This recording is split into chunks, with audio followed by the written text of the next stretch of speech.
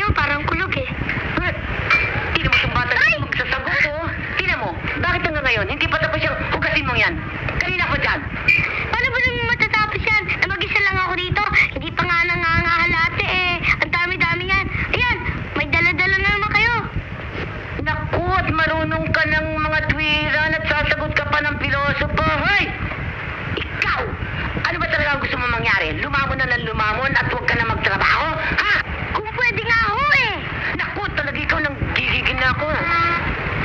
Hoy, tapusin mo natin trabaho yan. At maraming customer na darating, wala na po tayong